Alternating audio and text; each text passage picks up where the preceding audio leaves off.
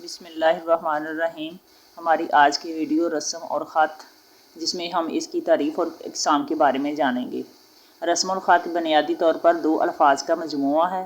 ख़त किसी निशान, अलामत, हरफ या लकीर को कहा जाता है। रस्म से मुराद राइज तरीका या रवाज है। इस तरह रस्म और ख़त के लग़वी मानी निशान लगाने का राइज तरीका के हैं। इस्तिलाही मानों में रस्म और ख़त से मुराद किसी ज़बान को तहरीर करने का अंदाज़ या तरीका है। किसी ज़बान को लिखने की मियारी सूरत या लिखने का अंदाज़ या तरीका रिवाज है। रस्म और ख़त की बुनियाद हरूफ होते हैं, हरूफ तहज्जी जिनको हम बोलते हैं। ज़बान सौती इकाइयों के मजमूए का नाम है, यानी ज़बान मुख्तलिफ अल्फाज और हरूफ के इकट्ठे करने का नाम है, जिनके ज़रिए हम अपनी बात दूसरों तक पहुँचाते हैं, यानी अपने दिल की बात दूसरों तक ज़ाहिर करते हैं। और रस्म और ख़त तहरीरी सूरत का नाम है। ज़बान जो है वो सौती इकाइयों के मजमूए का नाम है और रस्म और ख़त तहरीरी सूरत का नाम है। उर्दू की रस्म ख़त का नाम नस्तलीक है और यही मौजूदा रस्म और ख़त है। ख़त नस्तलीक अरबी ख़त नस्क और फ़ारसी ख़त तलीक से मिलकर बना है। रस्म और ख़त किसी भी ज़बान की पहचान होती है और रस्म और ख़त एक ऐसा निज़ाम होता है जिस पर किसी ज़बान के लिखने का दारोमदार होता है। जब इंसानी ज़बान को बोलने के साथ साथ तहरीर में लाना सीखा तो शुरू में बहुत इब्तदाई अंदाज में काम किया गया। जो लफ्ज़ लिखना मकसूद होता था, सीधे साधे अंदाज में इसकी शक्ल या तस्वीर बना दी जाती थी। मिसाल के तौर पर अगर फूल का इज़हार करना होता था तो फूल की शक्ल बना दी जाती थी, और अगर सेब का इज़हार करना होता था तो उसकी शक्ल बना दी जाती थी। इस लिखाई को पढ़ना और समझना मुश्किल हो गया, क्योंकि अब हर कोई मुसव्वर तो नहीं था।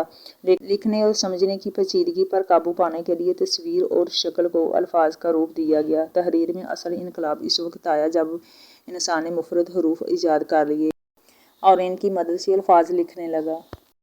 रस्म और ख़त की अक़साम: ख़त नस्ख, ख़त नस्तालीक, ख़त शिकस्ता। ख़त नस्ख ये अरबी ज़बान का ख़त है और इसके बानी इब्न मुक़ला हैं। कुरान मजीद भी इसी ख़त में लिखा हुआ है।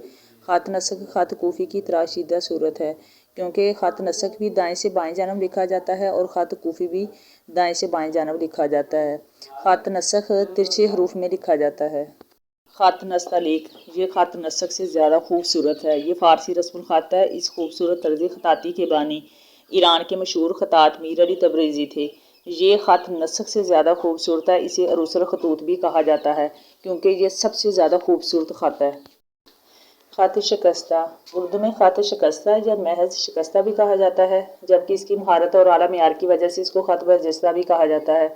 इसे 17वीं सदी में उस्तादान ख़ताती मुर्तज़ा कुली ख़ान शामलू और शफ़ी और मोहम्मद शफ़ी हरवी ने ईजाद किया था। इसके दायरे टूटे हुए थे ताकि वक़्त की बचत हो सके और जल्दी लिखा जा सके। इसके अलावा दीगर खतूत में ख़त बाबरी, ख़त गुलजार, ख़त मुहक्किक, ख़त रिहान, ख़त रक़ा और ख़त गुबार वगैरह शामिल हैं।